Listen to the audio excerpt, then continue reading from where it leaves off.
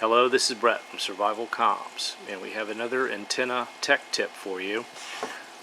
We're going to remove this old cellular GPS antenna that's loose and replace it with an NMO mount, and we're going to do so without removing the headliner. And this is actually fairly easy to replace the mounts without having to disturb much inside the vehicle, as long as the original installer decided not to zip tie anything in the headliner. Well, you can see we've removed our antenna here, and it looks like they have gooped this thing up with silicone and all kinds of other nasty stuff here. So what we're going to do is we're going to pull a lot of this cable forward, feed it forward, so that way we can go ahead and have something to use as a wire pull. We've pulled our cable out of the body panel where it runs through with all these other wires that are bundled up, and you can see they ran it through again this C-pillar. And what you do is you can see this part of it here runs right to the roof, and they did zip tie the GPS to the RF cabling on this. So what we're going to do is we're just going to go ahead and pull this antenna back up, and this is going to be our pull for our other antenna mount. And some elbow grease and Goo Gone is making short work of the adhesive residue.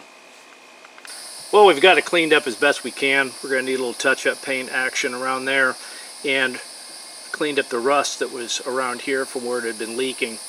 You can see how this ring is around here.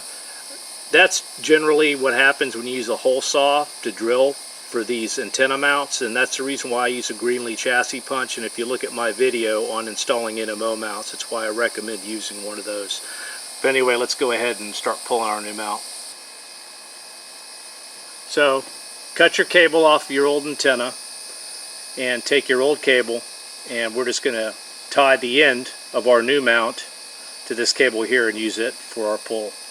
The way I E-tape these for a pull is I start at the back, move to the front. When I get to the very front, I cut this at an angle to give it a bevel, and then I finish up my tape wrap all the way over it to hold it all together and make for a nice smooth pull. And working in concert with one another, we'll go ahead and just pull our new cable in. Our new cable is already out. So just feed our entire mount in, just like this. When we get to the end, we'll prep our mount here by putting our silicone on the O-ring. And I generally use a lot of this right here. This holds that O-ring in place. It also is like a starting lubricant for when the ring threads onto the mount. Now we'll go ahead and put our mount in. You just run it down into the hole and back again.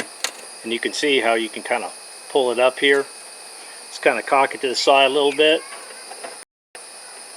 Tighten up your ring like this, and then once you line it up in the hole, it'll all fall into place, and then we can start tightening it up. Now I have a custom wrench that a friend of mine made for doing NMO mounts, and this thing is just a ticket.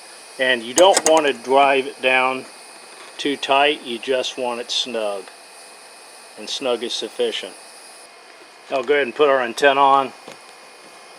I'm just going to use a standard antenna and not a Larson one. So you put your gasket in place and thread your antenna on.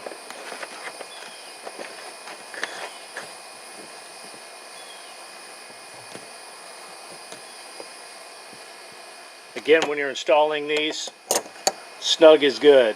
You don't want to over tighten it.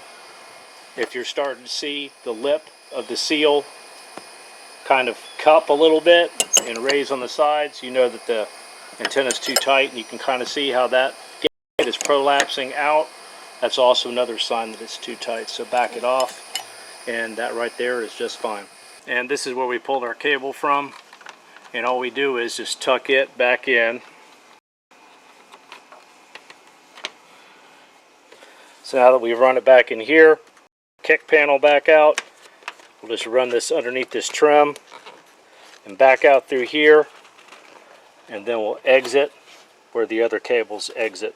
And now we have it bundled back here or however we're going to terminate it. At this point here, antenna, so figure out what kind of end I want to put on it, and I'll tuck it underneath the mat right here.